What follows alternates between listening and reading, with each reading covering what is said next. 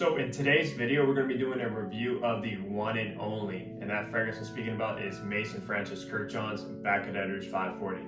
So if you guys want to hear my opinions and thoughts on this fragrance, stay tuned. Hey, what's going on guys? Hunter here and welcome back to my channel. If you are a returning subscriber, glad to have you here. And if you are new, what I do is I make fragrance related content. So if you love fragrances, please just hit the subscribe button down below. And also make sure to hit that bell so you don't miss any future videos from me. Now you guys are probably wondering, and obviously I am in a different scenery.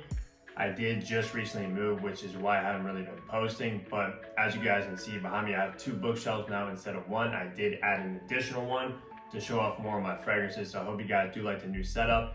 And there are many more changes to come in this setup. I need to get some pictures, reorganize some things and things like that. But this is a setup for now and for further videos to come. But of course, in today's video, we're gonna be doing a review of BR 540, which is Baccarat Rouge 540.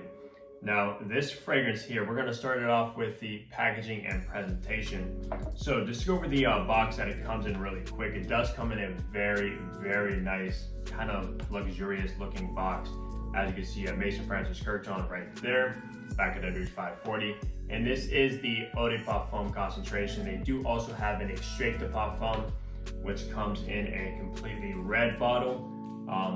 And yeah, this is the EDP. And I do have this in the 70 milliliter size bottle, which actually retails for $300. And it also comes in a 200 ml bottle, which is actually a pretty huge size bottle, and that retails for $575. So it is a very, very expensive fragrance, of course. And then on the sides, it has this like nice gold kind of look to it. It has like chandeliers on both sides, which looks absolutely fantastic. On the bottom, of course, you just have your barcode and batch code to authenticate your product and see when your product was actually produced. And to let you guys know, since a lot of you guys love looking up batch codes and whatnot, my batch code is 20056, so you guys can check that out. And then on the back, just information and stuff like that. But it does come in this also, this is obviously a sleeve, and it comes in a pull out thing, as you can see right here. Sometimes it's kind of hard to get out, and it's pretty tight in there. Let me see. All right, so yeah, had a problem with this when I first bought it too, but here is the sleeve, as you can see, right in there. And it just kind of has like a pull tab right there. You just pull it out like so, and then your Baccarat Rouge will sit inside there as well. And you do get a message from Kurkdjian, as you can see right there. And this box kind of comes in like, I don't know if it's just my eyes, but it kind of looks like a pinkish hueish tone to it. But it's not completely white. It does have like a pink tone to it. But yeah, that is the box itself. Now let's look at the bottle. I think the bottle looks absolutely stunning, like so much attention to detail with this. Of course, you do have like that sticker. It's not a plaque like the extrait comes with, but it is a nice red sticker. Of course, on top you have the Maison Kurkdjian logo. On the back, you do have the logo embossed in the glass bottle. And then on the back of the sticker, you do have the same chandeliers that were on the box, which looks absolutely luxurious as can be. And then, of course, you just have your sticker like you do on all fragrances with the batch code and information and size. And the cap itself does also have the logo inside the cap. So if you were trying to authenticate your product, you do obviously want to look at that there.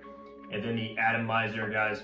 The atomizer is very, very good. I do have to dry that on my skin, but I will do obviously a new spray once we go across the smell of this fragrance. But overall, I'm gonna rate the packaging and presentation a solid 9 out of 10. There's nothing too crazy about the packaging. It doesn't come like in a nice metal box or anything like that, for instance, but it is overall a nice packaging, especially with this beautiful bottle. So yeah, packaging is a 9 out of 10. All right, so on to smell now. Now, I also want to mention that this fragrance was actually released in 2015, so it is now 6 years old. And the perfumer behind this fragrance is, of course, himself, Kurkdjian, who is the perfumer across the whole entire line, which is his brand.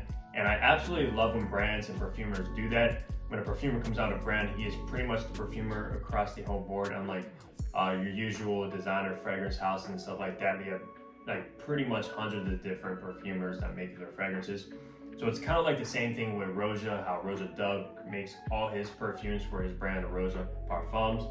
The same exact thing goes with Francis Kurkdjian. And Francis Kurkdjian is a very popular perfumer. He's also made Jean-Paul Gaultier's Le Male, as you can see to the right of me, right there, which is a men's fragrance that is very, very popular, that was released in the mid-90s. So he does also have a very good resume behind him, and he is an incredible perfumer, of course. Now, let's go over the notes of this fragrance. In the top notes, you're of course gonna get saffron, jasmine. Also in the middle notes, you're gonna get amber wood and ambergris. And in the base, in the dry down, you're gonna get fir resin and you're gonna get cedar wood. Now, how this fragrance comes across to me, let's get a quick fresh spray of this on my inner elbow. Like I said, this was my scent of the day. As you guys can see, the atomizer is incredible, guys. It sprays a ton of juice. I have so much on there. And it is very concentrated, especially for being an ADP. But how this fragrance comes across to me, like in the opening, it's just so luxurious. But in the opening, since you have that saffron and jasmine, the white floral in the opening, it comes across to me almost like cotton candy. Very, very sugar-like. Kind of comes across like burnt sugar. I mean, that might sound appealing to some of you guys. I know to me it is a very, very sweet, sugary kind of fragrance. In the opening, at least. In the dry down, it does change somewhat. But in the opening, yeah, you're gonna, from that saffron, because saffron usually comes across kind of like candy-ish, in my opinion, from all the saffron-based fragrances that I've smelled. They all have the same kind of DNA to it, which is, of course, that candy-like cotton candy, sugar, burnt sugar kind of vibe to it. And then you do have that white floral with the jasmine. The jasmine is not the main player by any means. It is definitely the saffron, especially in the opening. But you do get that white floral like in the background of it. And once you dive deep into the fragrance, you do pick up on some jasmine. But how this one dries down, it actually starts to dry down to a woody, like more of like a masculine, a little bit of woodiness, and then dry down. This isn't an absolute masculine fragrance by any means. This is a unisex fragrance, 100%. Both a man and a woman can rock this one perfectly. I know many women that love this fragrance, even their signature scent, and also men rock it as well. But yeah, in the dry down, the cedar wood does start to come through, so you do get that nice woody backbone to the fragrance. But basically the saffron lasts the entire length of the fragrance for some reason, being a top note. You also have that ambergris, which ambergris usually comes across a little bit earthy, a little bit dirty, and kind of almost like aquatic kind of as well, like oceany, like salty as well, because ambergris is an animalic note. It comes from a whale. So of course it is going to be a little bit dirty, a little bit salty from the ocean and the salt water. You do get a tiny bit of the ambergris, but the main players, like I said, is the saffron, giving it that candy-like, and then also the cedar wood and the dry down. So in the dry down, you're going to get obviously the combination of the two, candy-ish and cedar, which makes it, in my opinion, a unisex fragrance without a doubt. So as far as the smell goes, I'm actually going to rate this one a 10 out of 10 because this stuff here just comes across so luxurious, so unique in my opinion. Wow, this stuff is absolutely incredible, guys. I've never smelled anything like this, and I've smelled a lot of fragrances, as you can tell from behind me, and obviously doing tests and stuff like that. But Baccarat Rouge 540 is an absolute gem and masterpiece from the house, in my opinion. And I believe this is also probably the most popular from MFK, probably by far. You always hear people talk about Baccarat Rouge, and for good reason, guys. This stuff is absolutely astonishing, guys. It almost just comes across as very luxurious smelling, like a very, very expensive hotel or just something like that. It's definitely one of a kind. And for that reason, I am giving it, like I said, a 10 out of 10 perfect score just for the smell alone. So let's go ahead and talk about performance of Baccarat Rouge. Now, right before we talk about performance, I do want to also mention the seasons that this works best in. And this is a versatile fragrance in my opinion. This can be worn fall, winter, spring, and summer, guys. You can wear this one all year round, all 4 seasons without a problem. Because it just, like I said, it just comes across this very expensive smelling, almost kind of like just a clean, airy fragrance that can be worn all year round. Any occasion, probably honestly, no, I guess any occasion. I was gonna say maybe a little bit more formal because it is so expensive smelling, but you can rock this one daily as a signature scent without a doubt for both man and a woman.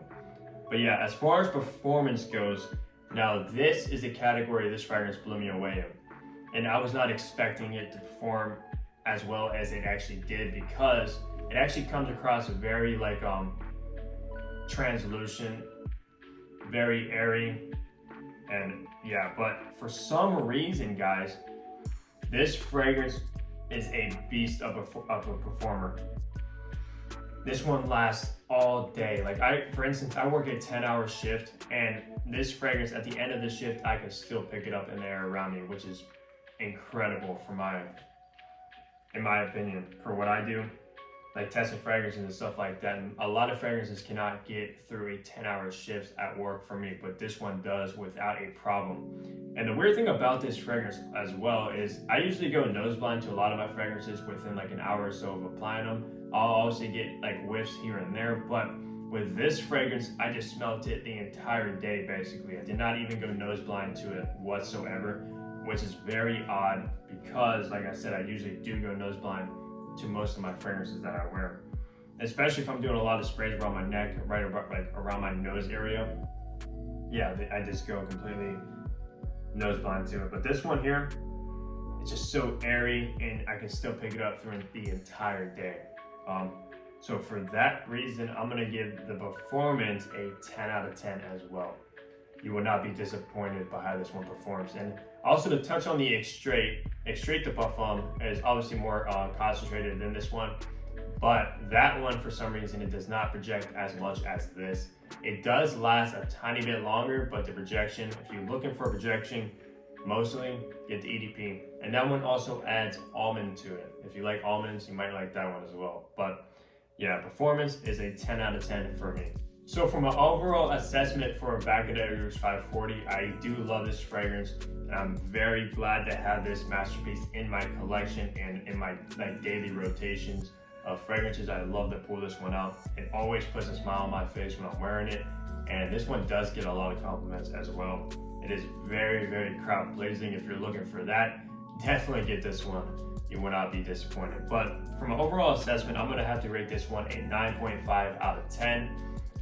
With the packaging, the smell, and the performance of this, yeah, it's getting a 9.5 out of 10 for me, which is a very high score in my opinion. This is almost a masterpiece. If the packaging was a little bit better and it came in something like crazy nice, kind of like Bond No. 9's Dubai collection, or like even like Guerlain's exclusive line, things like that, it probably would have been a perfect 10 out of 10 for me. But for that reason, it's getting a 9.5, which is very close, and it does deserve that score in my opinion.